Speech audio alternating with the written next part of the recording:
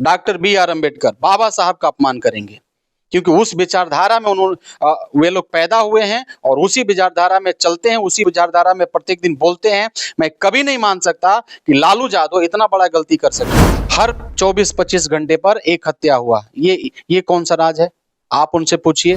Paper leak हुआ है, बच्चे गए कि नहीं 2-3 सेंटर पर, क्यों? री एग्जाम कराया जाए, पूरा सेंटर कैंसिल किया जाए। आप हमारे बच्चों को, हमारे बहन बच्चियों को, भाई को आपने दौड़ा दौड़ा करके रोड पर मारा, ये कौन सा राज है?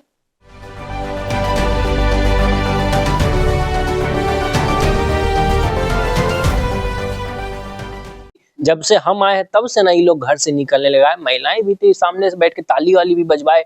आपको क्या लगता है कि ये जो बार बार जंगल राज का जिक्र होता है, और उन्होंने ये भी कहा कि 20 साल के जो युवा हैं, आज के युवा, उनको जंगल राज के बारे में पता कहाँ है? वो तो सुना करते थे। जो पुराने लोग हैं वो बताएंगे ना जंगल राज की क्या हकीकत है। हम लोग कह रहे हैं कि युवा जो है वो जंगल राज देखा ही नहीं। मैं आपको बताना चाहता हूँ, पटना का अपडेट मैं देना चाहता हूँ। पिछले 4 महीना में 115 घटना हुआ, हत्या हुआ, हर 24-25 घंटे पर एक हत्या हुआ, ये कौन सा राज है? आप उनसे पूछिए। 900 से भी ज्यादा प्रत्येक दिन घटना होता है, 8 हत्याएं होता है प्रत्येक दिन पूरे बिहार में, और 100 से ज्यादा अपहरण, चोरी, अपराध होता है।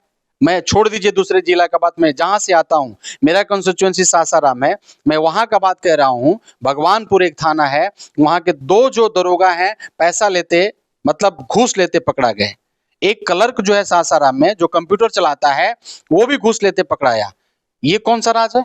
आप उनसे पूछिए, उन्हीं से पूछ लीजिए कौन सा राज है। जब हमारे बच्चे बीपीएससी का जो पेपर लीक हो गया, हमारे बच्चे जा करके आपसे ये कह रहे थे, आपसे ये पूछ रहे थे, आपने खुद बोला कि नहीं 2-3 सेंटर पर गलती हुआ है, पेपर लीक हुआ है, बच्चे गए कि नहीं 2-3 सेंटर पर, क्यों? री एग्जाम कराया जाए, पूरा सेंटर कैंसिल किया जाए। आप हमारे बच्चों को, हमारे बहन बच्चियों को, भाई को आपने दौड़ा दौड़ा करके रोड पर मारा, ये कौन सा राज है? आप उनसे पूछिए, उसका जवाब उनसे मांगिए। क्या उनके पास में जवाब है? ये कह रहे हैं 20 साल हमने देखा कि कांग्रेस और आरजेडी के, मतलब पंजा और ललटेन के समय में ये बेरोजगारी बढ़ा। 20 साल से किसका है? कुछ महीना हटा लीजिए तो भाजपा और जेडीयू मिलकर के बिहार का सरकार चलाया। बेरोजगारी का कौन जिम्मेवार होगा? स्वास्थ्य का बदहाली जो है, आज भी जाके देखिए दिल्ली एम्स के आगे सैकड़ों हजारों लोग रोज रात में सोते हैं, उसका कौन जिम्मेवार होगा? शिक्षा का बदहाली है, उसका कौन जिम्मेवार होगा? आप बताइए, किसान जो बदहाल है उसका कौन जिम्मेवार होगा?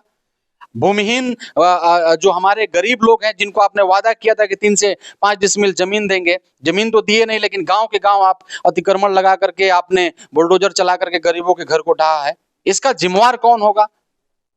तो आप केवल मतलब बिहार के लोगों को आप मूर्ख नहीं बना सकते।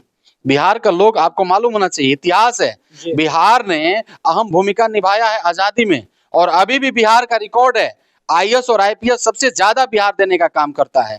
तो आप हमें क्या समझा रहे हैं? जनता समझ चुकी है, जो महंगाई का मार खा रहा है जनता, वो समझ चुका है। बेरोजगारी से जो हमारे बच्चे मार खा रहे हैं, वो बच्चे समझ चुके हैं, भाई बहन सब समझ चुके हैं। आप और ज्यादा मूर्ख नहीं बना सकते हैं। इस बार मैं कह रहा हूं, बड़े लेवल में आप सोचे भी नहीं होंगे, आप सोचे भी नहीं होंगे, और बड़े लेवल में बिहार का लोग तैयार है, महापरिवर्तन होगा, इंडिया गठबंधन का सरकार बनेगा। हम आखिरी में आपके एक सहयोगी का भी सवाल लेना चाहेंगे।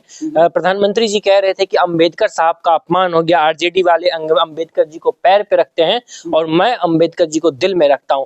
आप वो जो लालू प्रसाद यादव का जो तस्वीर लगातार सोशल मीडिया पे घूम रहा, प्रधानमंत्री जी ने जिक्र किया, कह रहे कि पटना की सड़कों पर पोस्टर लगा है कि लालू यादव माफी मांगे, लेकिन हमको पता है ये माफी मांगने वाले लोग नहीं है।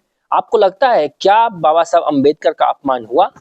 मैं आपको बताऊं जी, आपने लालू जी का जो जिक्र आप कर रहे हैं जी, मैं पर्सनली लालू जी को जानता हूं। मैं जब छोटा था उस समय से लालू जी का भाषण मैं सुनता हूं, और आप भी निकाल करके देख लीजिए।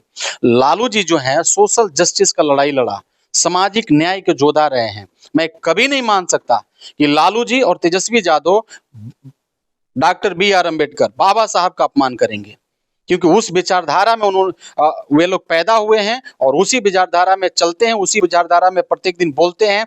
मैं कभी नहीं मान सकता कि लालू यादव इतना बड़ा गलती कर सकते हैं। माननीय लालू यादव जी जो हैं, हम गरीबों को, आप मुझसे पूछिएगा, मैं चमार का बेटा हूं, चमार, डोम, मुसहर, जितने भी इवन सामान्य वर्ग के लोग, किसी भी समाज के लोग हैं जो मुख्य धारा से नहीं जुड़े थे, उनको इन्होंने मुख्य धारा से जोड़ने का काम किया। आज मैं बता रहा हूं, पब्लिक त्रस्त है, जनता जो है वो त्रस्त है। आप चले जाइए ऑफिस में, क्या बदहाली है।